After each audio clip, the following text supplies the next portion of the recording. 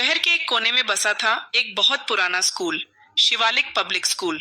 दिन में वहां बच्चों की खिलखिलाहट गूंजती थी, लेकिन रात होते ही वो इमारत जैसे एक अलग ही रूप ले लेती थी। लोग कहते थे कि उस स्कूल में कुछ तो अजीब होता है।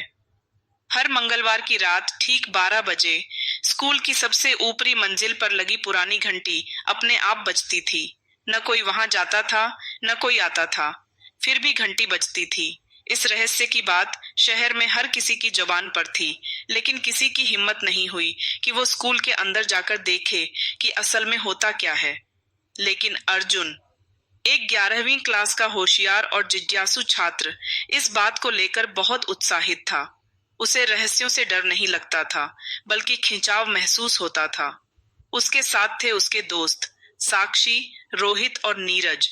चारों ने मिलकर एक दिन फैसला किया कि अगला मंगलवार वो स्कूल में छुपकर पूरी रात बिताएंगे और पता लगाएंगे कि ये घंटी कौन बजाता है। मंगलवार की रात आई। सभी दोस्त स्कूल की पिछली दीवार फांदकर अंदर पहुंचे और एक पुरानी कक्षा में जाकर छुप गए। घड़ी की सुई 12 के करीब पहुंच रही थी।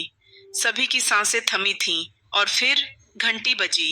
एक तेज और साफ आवाज, जैसे किसी ने पूरी ताकत से घंटी बजाई हो, लेकिन कोई दिखाई नहीं दे रहा था। उसी समय साक्षी की नजर पड़ी।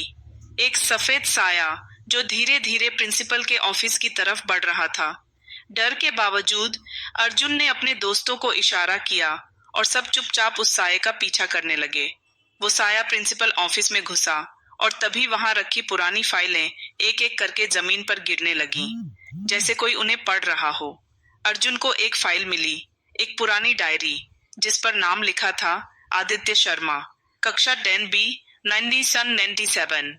पर हैरानी की बात यह थी कि स्कूल के रिकॉर्ड्स में उस साल की कोई जानकारी नहीं थी।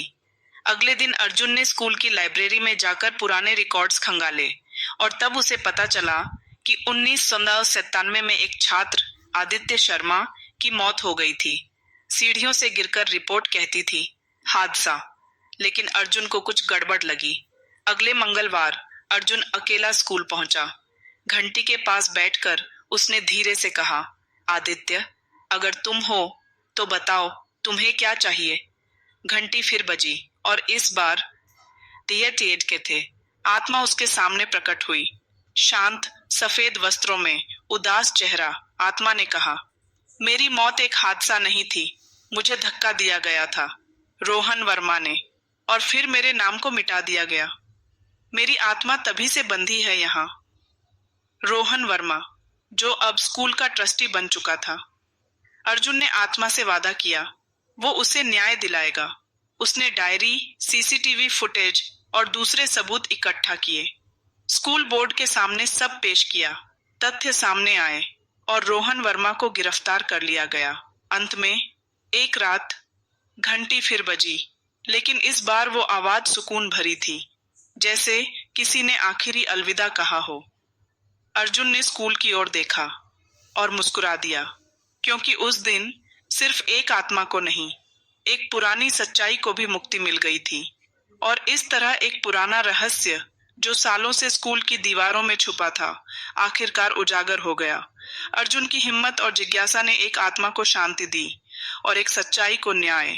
अगर आपको ये कहानी पसंद आई हो तो ऐसी ही और रहस्यमयी और दिल को छू जाने वाली कहानियों के लिए अभी सब्सक्राइब करें हमारे YouTube channel BM toon story Hindi को और बने हमारी कहानी की दुनिया का हिस्सा।